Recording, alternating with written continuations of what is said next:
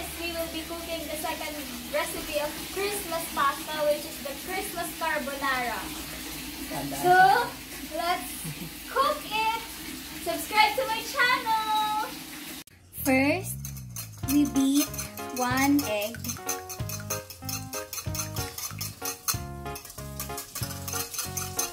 Parang kulang sa white.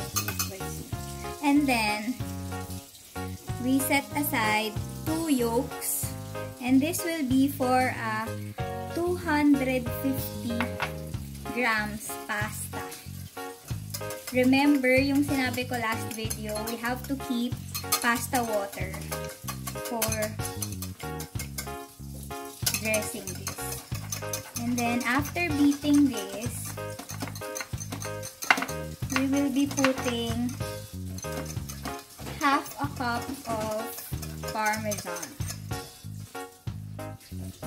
There you go. You put half a cup of Parmesan. And then after mixing this well, we will set this aside.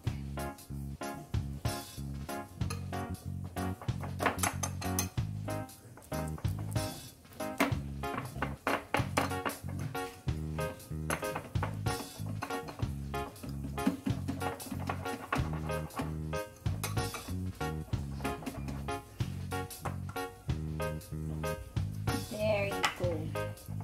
We're just gonna mix this. Mix this so well. Yes. Okay.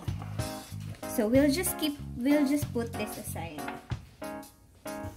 We will be heating the pan. You see, it's already heat. And then we'll put on some oil. Damihan natin onti kasi madami yung ham na lalagay ko. Then we'll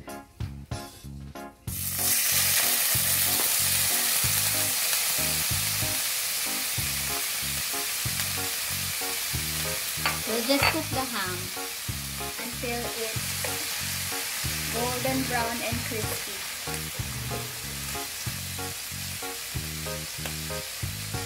Now that the ham is cooked, we will be putting in the pasta, but let us set aside some of the ham for garnish later. So let's put aside some of it here just for garnish. And then we put the pasta. We toast the pasta here.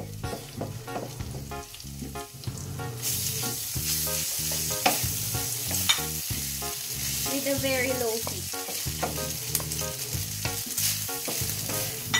There's kulang pa yan. Hindi yan 250. 250. Let's do content.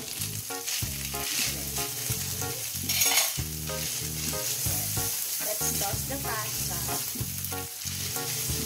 with the grease of the ham.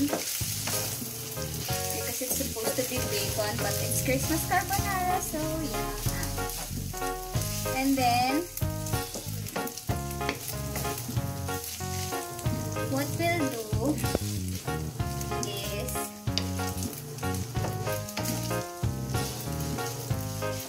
get the mixture that we set aside and pour it in. Remember to keep the heat very, very low.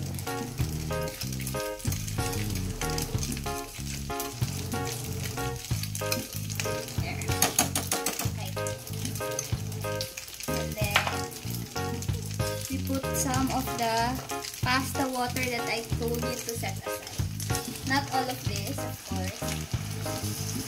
Paunti-unti lang. There. Just have to make sure that, and then we take off the heat na din so that lang para hindi mag-cook yung egg. Not so well, yan. Oops.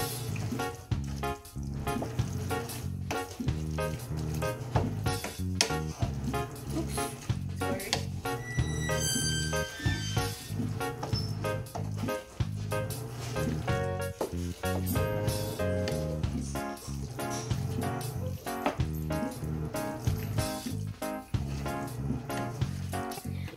mixing it well, of course, you have to season it with salt and pepper.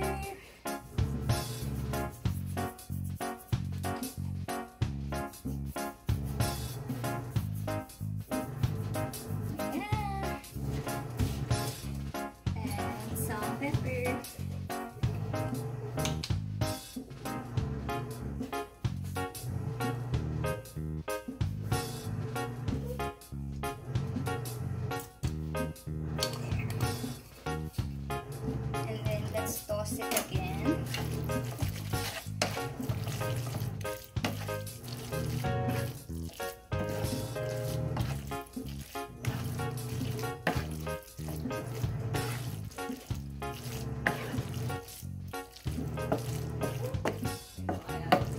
And of course, we shouldn't lose the Maea's chili drizzling oil, because a kick of spice to our pasta is very, very, very delicious. Yum! You can adjust it to your liking. Everything naman. Depende sa panlasa nyo. So it's always good that you taste the food that you are cooking. Para pagkatapos na siya, naka-adjust siya sa panlasa nyo. Because we have different palates, you know. So, that's the finished product. So, it's time for some taste testing. Harap. Wala pa. Papanigo eh. Tayo sa totoo.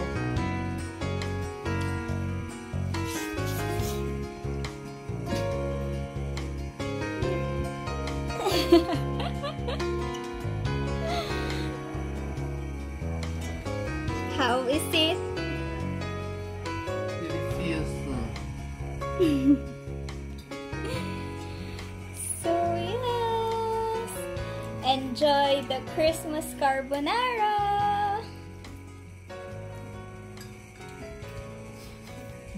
Hot. So that's our second Christmas pasta. So I hope that you liked it, the Christmas carbonara, and try it at home. Please like this video, give it a thumbs up, click the subscribe button and the notification bell para ma-update kayo sa mga videos na i-upload ko. See you in the next vlog!